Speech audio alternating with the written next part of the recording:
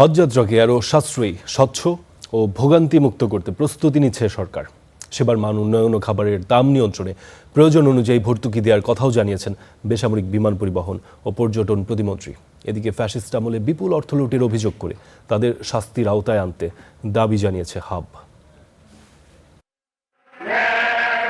মুসলমানদের অন্যতম ইবাদত হজ নিয়ে অব্যবস্থাপনার অভিযোগ নতুন নয়। 2026 সালেও হাজিদের নালিশ ছিল অতিরিক্ত দাম দিয়ে নিম্নমানের খাবারের সরবরাহের, যা সরকারের হস্তক্ষেপে নেমেছিল সহনীয় পর্যায়ে। তবে আগামীর হজযাত্রায় পুরো ব্যবস্থাপনাকে ঢেলে সাজানোর আশ্বাস বেসামরিক বিমান পরিবহন ও পর্যটন প্রতিমন্ত্রী এম রশিদুজ্জামান মিল্লাতের। রাজধানীর চীন মৈত্রী সম্মেলন কেন্দ্রে Hajj agencies association of Bangladesh HAAB আয়োজিত হজ ও ওমরা মেলার উদ্বোধনী অনুষ্ঠানে তিনি দাবি করেন, যাত্রী সেবার মান আরও উন্নত করা, খাবারের দাম নিয়ন্ত্রণে রাখা এবং পুরো ব্যবস্থাপনাকে দুর্নীতিমুক্ত করতে সরকার কাজ করছে। কিভাবে দুর্নীতিমুক্ত করা যায়, অনিয়মের বাইরে রাখা যায় এবং সরকার থেকে কি কি সহযোগিতা দেওয়া যায়, সেগুলি নিয়ে আমাদের চিন্তা করা দরকার। হাজিদের এই যাতে লাগেজের যে 2-3টা অসুবিধা দেখলাম, শুনলাম, এগুলি যাতে এই 27-এর হজের না হয় সেটা এনশিওর করা হলো এবং এনশিওর করছি আমরা।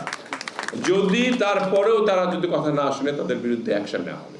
এ সময় লাগেজ ব্যবস্থাপনার ত্রুটি নিয়ে কথা বলেন ধর্ম সচিব। বলেন, সৌদি সরকারের সঙ্গে সমন্বয়ের মাধ্যমে এ সমস্যার সমাধান করবে ধর্ম মন্ত্রণালয়।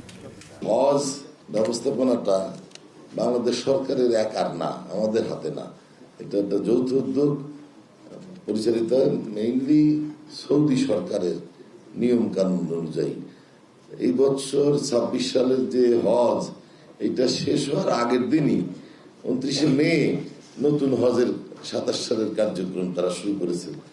এবারের হজ ও ওমরা মেলায় 167টি স্টল অংশ নিয়েছে। 3 দিনের এই মেলায় হাজিদের জন্য আকর্ষণীয় ও সাশ্রয়ী মূল্যের বিভিন্ন প্যাকেজ এবং অতিরিক্ত সেবার নানা অফার দিচ্ছে অংশগ্রহণকারী এজেন্সিগুলো।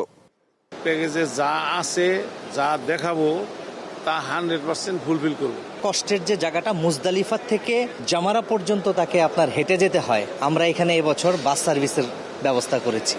অনুষ্ঠানে বিগত আওয়ামী লীগ সরকারের সময়ে হজের বিমান ভাড়া বাড়িয়ে শত শত কোটি টাকা লুটপাটের সঙ্গে জড়িতদের বিরুদ্ধে ব্যবস্থা নেওয়ার আহ্বান জানান হাবের মহাসচিব। ফরহাদ বিন নূর, স্টার নিউজ, ঢাকা।